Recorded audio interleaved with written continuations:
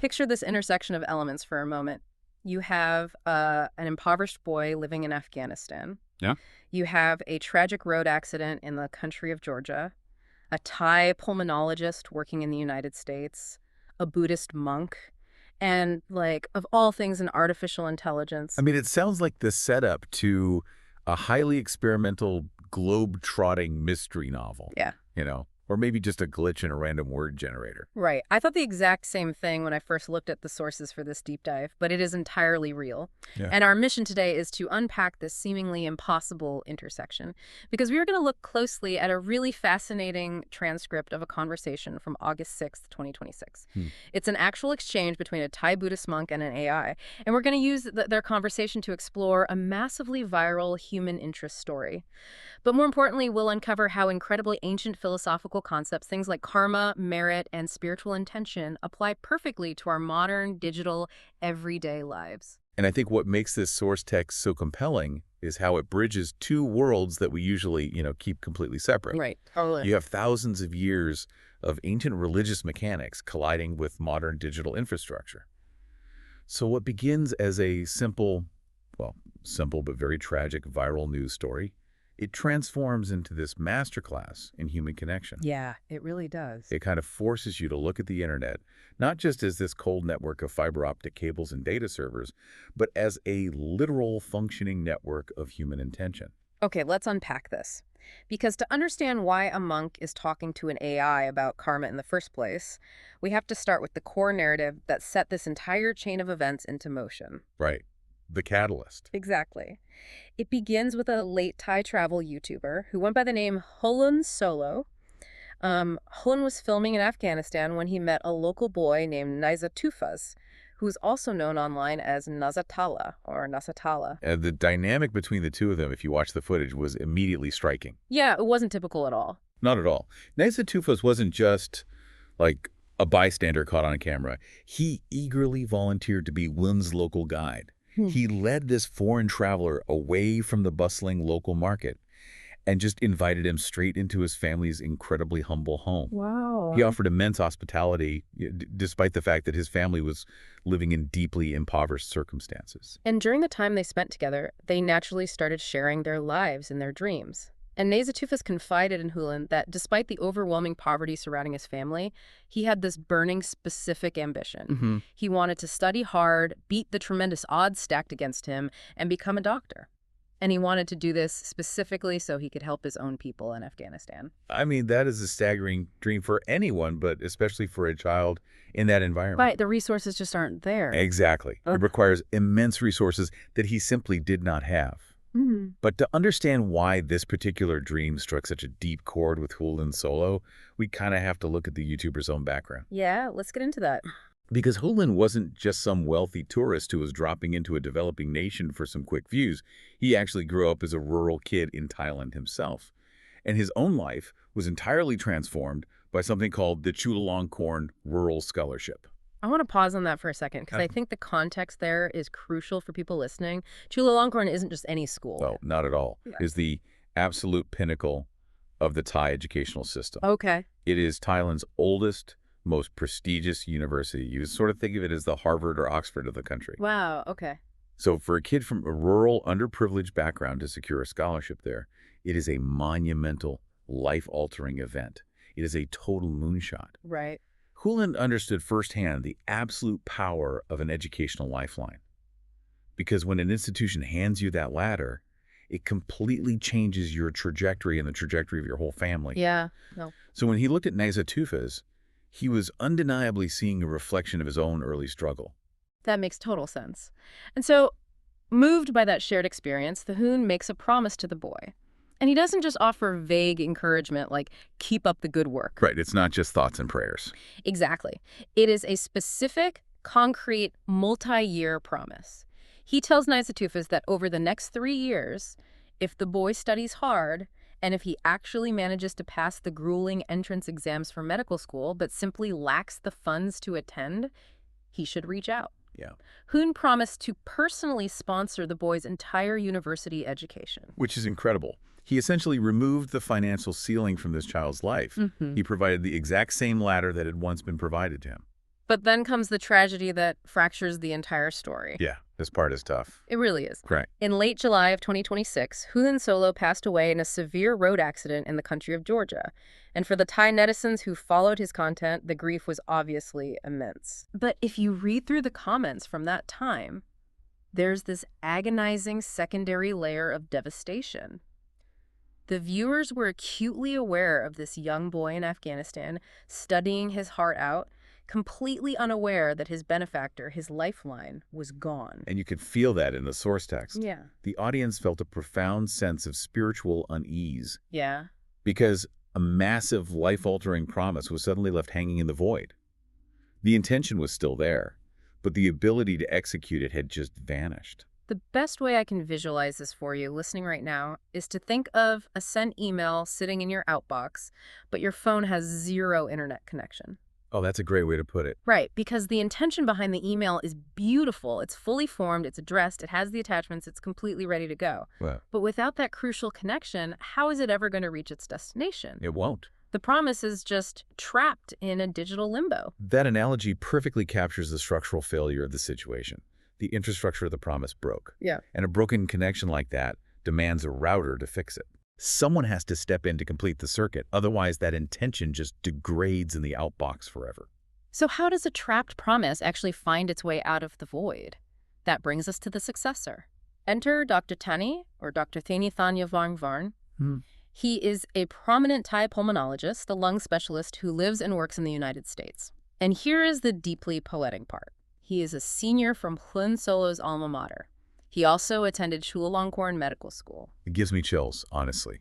The very institution that gave Hlun his start now provides the person to finish his work. It's wild. Dr. Tani sees this broken circuit agonizing the Thai internet, and he takes action. He releases a video in English, publicly pledging to locate Nizatufas and fully fund his medical education. Just stepping right up. Exactly. He promises to honor Hulun's wish, effectively becoming the new router for that outbox email. He reconnects the system. Now, what fascinates me is the sheer scale of the reaction to Dr. Pani's video. If you look at the source material, Thai netizens didn't just passively read this news, think to themselves, oh, what a nice guy, and keep scrolling. No, they didn't. They actively rejoiced. There was this massive, overwhelming outpouring of collective relief and joy online. They felt personally invested in the fulfillment of a promise made by a stranger to another stranger thousands of miles away. And this collective emotional phenomenon is exactly what caught the attention of the Buddhist monk we mentioned at the beginning. Right, the monk. He was observing this massive digital wave of relief, and instead of seeing it as just another fleeting internet trend, he recognized it as a real-time, global case study of ancient spiritual mechanics. He saw the deeper layer. Yes. He realized he had an unprecedented opportunity to explain abstract religious concepts to his followers using a viral moment they were all currently experiencing. But to do that, he needed to translate thousand-year-old philosophy into a language a digital audience would instantly understand, which is why he decided to consult an AI. And using an AI is a brilliant methodological choice here. Why do you say that? Because an AI model is essentially an aggregation of our collective digital consciousness. It synthesizes how we communicate today. And if we connect this to the bigger picture, the monk wanted to explain two highly specific concepts of merit. Okay, lay them out for us. First, patadana, which is the act of dedicating your own merit or good deeds to others. And second, patanumadana, which is the act of rejoicing in the merit of others. I love how the AI handled this. It didn't just spit out a dense academic textbook definition. No, it was very illustrative. It provided the monk with three distinct, vivid analogies to break down the mechanics of merit. So let's walk through them, because they fundamentally change how you view everyday interactions. Yeah, do it. The first one is what the AI called the classic, the candle flame. The candle flame analogy has survived for centuries for a reason, you know. It perfectly illustrates the physics of spiritual sharing. Right. Imagine you are holding a lit candle. That burning flame represents the merit, the good deed, or the positive intention you've generated. Dedicating that merit to someone else is like allowing them to light their unlit candle from yours. The beauty of it is the total lack of scarcity. The room gets twice as bright, but your original flame doesn't lose a single degree of heat. Sharing the good does not diminish your own good. Exactly. And the AI then provided a second analogy, which is called the accessible one. This was designed to explain the concept to lay people, by grounding them in tangible everyday effort. The Chinese banquet. Walk us through the mechanics of the banquet. Sure. So in this analogy, dedicating merit padadana is like a wealthy host deciding to throw a massive, lavish banquet. The host is the one spending the money, going to the market, sweating in the kitchen, and doing the hard work to create this incredible feast. Okay, so that is the physical act of generating the good deed. Okay, so that covers the person doing the heavy lifting, right? Like Dr. Tanny pledging the funds. But what about all the netizens just watching on their phones? Where do they fit into the banquet? They represent the second concept, padanumadana, or rejoicing in the merit. In the analogy, the rejoicing netizens are guests who show up to the banquet without spending a single dime. They didn't cook. They didn't fund the meal, but they arrive, they sincerely praise the food, and they express genuine, unselfish joy at the host's incredible generosity. And what happens? Because they share in that joy so sincerely, the host is thrilled and sends them home with a massive takeaway box of food. That is amazing. You essentially get the doggy bag of merit just for being genuinely happy for someone else. It democratizes the concept of doing good. It proves that you don't always need immense wealth or resources to participate in positive change. Sincere appreciation and the sharing of joy hold immense tangible value in the spiritual ecosystem. Which brings us to the third analogy the AI offered, the modern one, the radio station. This one is my favorite. It's so good. In this scenario, dedicating merit is like a radio station broadcasting a beautiful, uplifting piece of music. They are pushing the signal out into the airwaves, blanketing an area with this positive frequency. Rejoicing in that merit is the listener at home, turning the dial on their radio to the exact right frequency to hear it, receive it, and enjoy it. The broadcast is constantly happening, but the listener has to actively align their own receiver to catch the signal. It's all about resonance. But here's where it gets really interesting. I look at this radio analogy, and I feel the need to update it slightly for the modern listener. How so? Because in our algorithmic world, a radio dial implies you are making a neutral choice among equal options. But we know our digital dials are far from neutral. The algorithms are constantly actively trying to tune our dials to doom scrolling. Oh, yeah. That is so true. They push outrage, division, and negativity because that drives engagement. The static of the internet is basically designed to pull your frequency toward distress. It is a constant gravitational pull away from the music. Yes. So think about those thousands of Thai netizens. When they chose to focus on Dr. Tanny's kindness, when they hit share on that story and expressed their collective relief, it wasn't just a passive reception of a radio broadcast. Right. It was a defiant, deliberate tuning of their radio dials to a frequency of hope, fighting against the overwhelming static of their social media feeds. They had to actively choose the frequency of rejoicing. That reframes the entire concept of padanumadana for the 21st century. It requires profound agency to rejoice in today's digital climate. It's an active rebellion against digital cynicism. Wow, an active rebellion. I love that. But, you know, the monk's inquiry to the AI didn't stop there. He raised a logistical hurdle that the radio analogy doesn't quite cover. The problem of reaching the deceased. Exactly, because the radio broadcast makes perfect sense for the living. We log onto the internet, we see the good news about Dr. Tanny, we tune our dials, and we rejoice. But how does this intention, this merit, actually reach someone who has passed away? It's a complicated question. How does the relief over this fulfilled promise reach Hlun Solo, or even our own ancestors? And this is where the AI delivered what I consider to be its most striking and innovative analogy from the entire source text. Okay. It abandons candles and radios entirely, and it adopts the language of modern digital finance.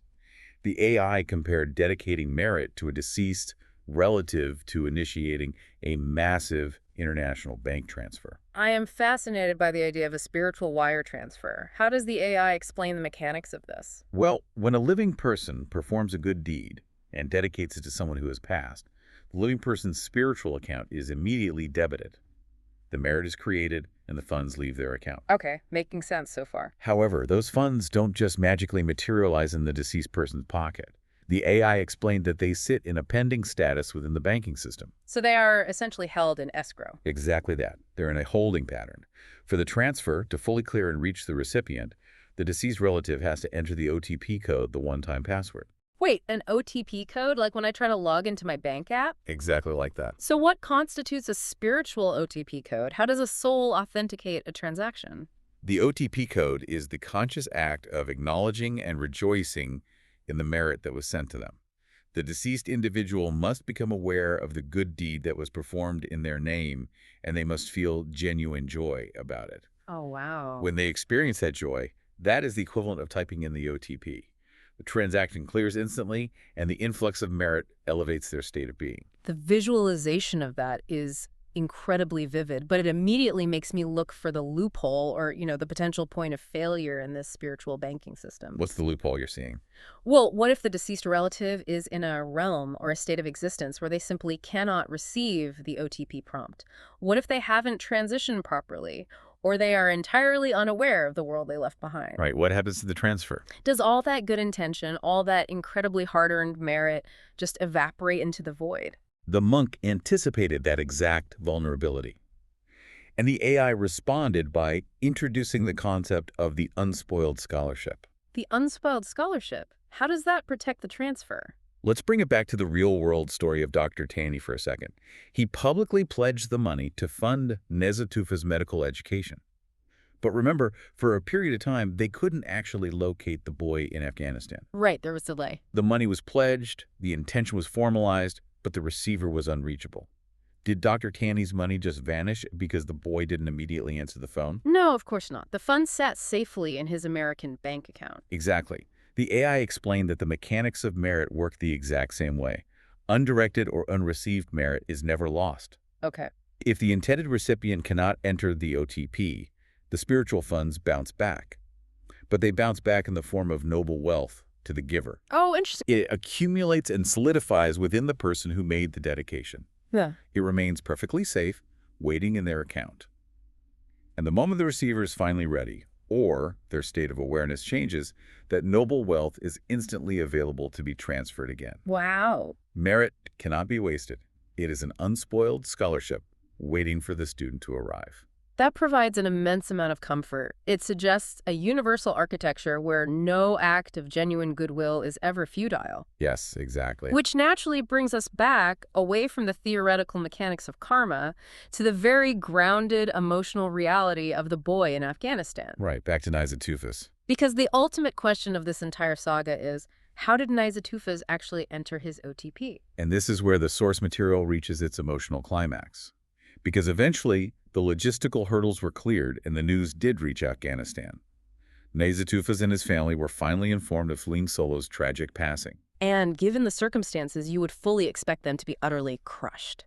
To just succumb to helplessness, crying over the loss of a friend and the apparent evaporation of this massive, life-altering opportunity. But they didn't succumb to helplessness. The family sat down together in their home and they made dua.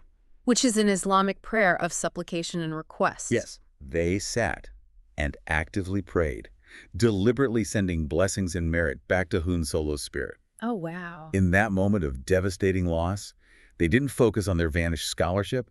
They focused entirely on the well-being of his soul. If we pull back and look at the broader implications of what is happening there, it is astounding. It really is. You have an act of Buddhist merit originating from a Thai traveler, being actively reciprocated and fulfilled by an Islamic prayer from a young boy in an entirely different culture, operating under an entirely different belief system. It is the ultimate expression of what the AI labeled mutual merit. And it proved the core underlying point to the monk beautifully. The fundamental mechanics of gratitude, of spiritual connection, and of human intention entirely bypass specific religious dogma. They transcend it all. They transcend geographical borders and cultural frameworks. Hlun Solo left this incredible legacy of inspiration, and the boy, in return, sent back an OTP code of profound, transcendent gratitude. So we've covered a vast amount of ground today, and so what does this all mean for you, the listener? Why should a conversation between a Thai monk and an AI about a boy in Afghanistan matter to your Tuesday morning commute or your preparation for a stressful meeting? It matters fundamentally because it highlights your own daily agency. Precisely. Because whether you are navigating massive life choices today or you are just dealing with the mundane frustrations of the internet, you possess both a candle flame and radio dial. You have the agency to sponsor good acts, to be the host of the banquet when you have the resources and energy. But on the days when you are drained, when you don't have the resources to build the banquet, you still control your dial. Always. You can actively, deliberately choose to rejoice in the good acts of others. You can choose to be the guest who praises the meal. And both of those actions, the giving and the rejoicing, carry immense tangible value in the ecosystem of the world. It forces us to recognize that we are not just passive consumers of a digital feed. We are active participants in the emotional and spiritual infrastructure of the world. As we wrap up this deep dive, I want to leave you with one final lingering thought. It is something not explicitly spelled out in the source documents, but it builds on everything we've just unpacked. Yeah, it's a concept that reframes our entire relationship with technology. Right. Throughout this discussion, we've looked at a Thai YouTuber, an Afghan boy, a US-based doctor, a Buddhist monk, and an AI. All of these disparate elements, intricately, beautifully woven together by a single, unfulfilled promise. For millennia, ancient philosophies have discussed the web of karma, this invisible, mystical network of cause and effect that binds all living things together. But usually that is a concept we are just asked to take on blind faith. We can't see the web. But think about the mechanics of what we just witnessed. What if our modern, globalized internet isn't just a physical network of fiber optic cables, routers, and data servers? Okay, where are you going with this? What if, for the very first time in human history, the internet is allowing us to visually track and map that ancient web of karma in real time? Every share of Dr. Tanny's video, every pledge of support, every collective moment of a community rejoicing is a visible, glowing node on that web. Oh man, we are actually seeing the spiritual bank transfers happening live on our screens. The network of human intention is no longer invisible. It has a user interface. We are watching the web of karma digitize itself. Yeah. That is a profound thought to chew on the next time you open your social media feed. Are you letting the algorithm drag you into doom scrolling, or are you typing in an OTP code for someone else's good deed? Such a good question to ask yourself. We want to thank you so much for joining us on this exploration today. It started with an impossible intersection on the roads of Georgia and the markets of Afghanistan, and it ended up teaching us how to actively tune our own frequencies. Until next time, keep your dials tuned to the good stuff.